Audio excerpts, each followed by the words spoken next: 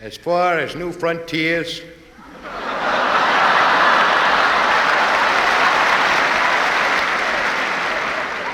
I can't tell you too much.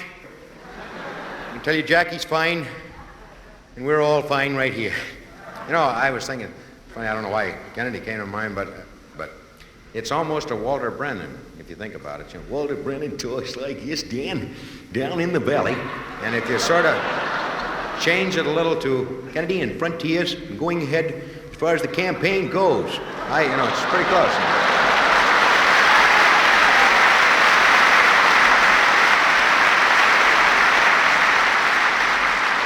Tell you a funny twist, Walter Brennan is a Republican. This is what throws it. I used to go pretty fast, and throw lines out like this, but I find occasionally you have to slow down. Of course, there's the thing about going too slow. When you start talking like this, I sometimes think that's how the South lost the war, speaking maybe too slow. Hey, Charlie, I believe that. Hell, we got to surrender. But I didn't mean to offend any Southerners, believe me. Right after a big game, like today's, I reach for these cigarettes. I enjoy them. They're good for you.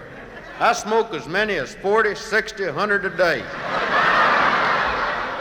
But then I don't have to run. I'm on the line. I take 4 or 5 showers and smoke them in the showers. I like them. You try them too.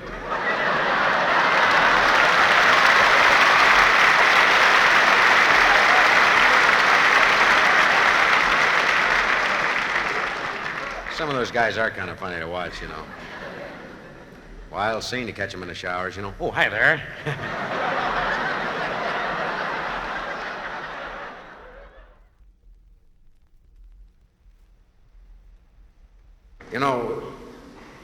Back east we have what we call the Ivy Leaguer.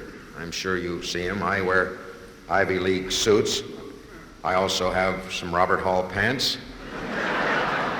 I have a Saks overcoat, Abercrombie & Fitch tie, and so I try to, split it up a little bit for everybody.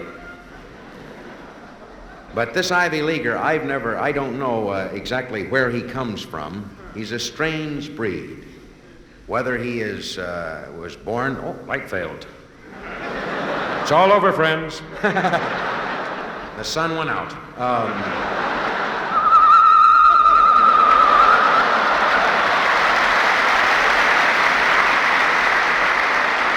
Not too far from Grace Cathedral, am I? Well, I'll cut across and say a few before I go. Boy, those Episcopalians need help, and I'm one of them. You know what that is, an Episcopalian? That's a Catholic that flunked his Latin. But it's a minority group. Don't knock it too hard, At any rate, where was I? Oh, the ad guy. This is my interpretation of an ad man. Well, I don't know about this Nestle account. I just can't seem to get through to those guys at all. God knows we've got about $250,000 tied up in this thing.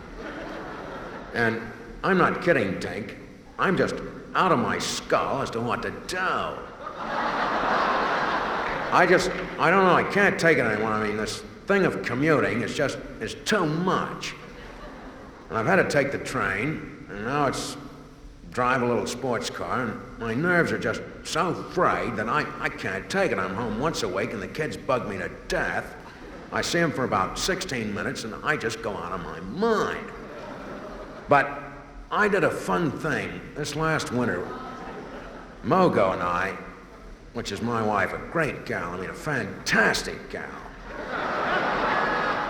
This is a gal that had a governor's, and then went to Sarah Lawrence for about an hour, over to Finch, tied up with Foxcroft for a while, lived at a Yale dorm for about 2 years.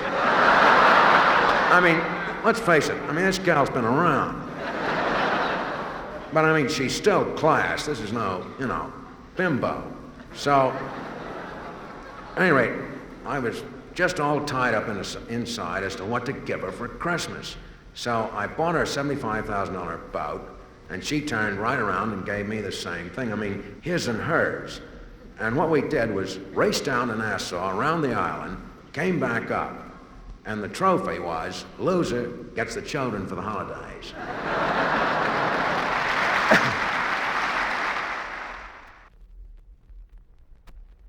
When I think back, when I was a kid at school, I referred to it, I think, earlier, about, flunking clay class, and I kid about that. But I did. I flunked mathematics all the way through school. And that scene where you're a dummy, and I was surrounded by brilliant kids who wanted to skip 7 grades, and said, Oh, we have to sit here for this? Man, I was just, out of my skull. And then they say, John Winters, go to the board, problem number 6. Oh, my God, I didn't know the first one, let alone 6, And you go up there, eraser, and the chalk breaks, and then they go, There's the dummy again. boy. And one guy bugged me one day. He said, Boy, how dumb can you be? and I said, boy, I'm going to cold cock you when I get out there. Recess time, I wrapped a Schwinn around him twice.